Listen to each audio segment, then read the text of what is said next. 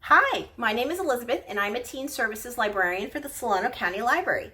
Thank you for tuning in today. Last time I recommended the young adult novel, The Epic Crush of Jeannie Lowe by FCE. This is a book you can check out for free using your Solano County Library card and the Hoopla app. I'm back today to recommend another young adult novel you can check out for free on Hoopla. Today I'd like to recommend In the Shadow of Blackbirds by Kat Winters. It is 1918 and the influenza pandemic has struck.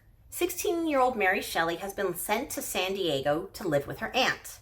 Meanwhile, on the other side of the globe, World War I is raging, and this is where her love interest Stephen is desperately fighting for the United States. With both of these events happening simultaneously, the spiritualism movement is gaining popularity in the United States. Now, just a side note, if you're not familiar with it, the spiritualism movement was a religious movement where people believe that the spirits of the dead exist and that you can communicate with them in different ways. And this could have been through seances or spirit photography, and if you don't know what that is, spirit photography is exactly what it sounds like. You try to capture an image of your deceased loved one as a ghost in a photo.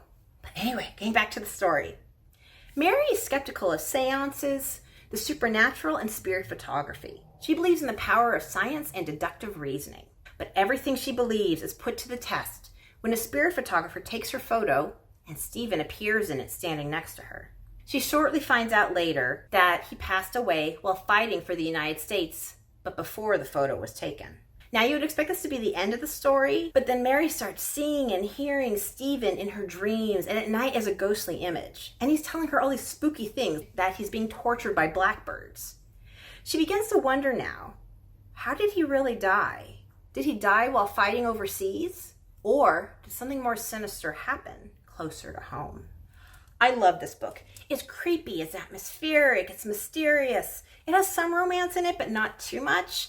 The main focus of this book is that it's more of a well-crafted ghost story and a mystery. Now, its format reminds me very strongly of the young adult novel Miss Peregrine's Home for Peculiar Children, which you may have heard of. It's by Ransom Riggs, and it was made into a film recently. Just like Miss Peregrine's Home for Peculiar Children, it has creepy archival black and white photos throughout it that correspond to the different events in the book. Now, in case you do not know, this book is actually based on real historical events.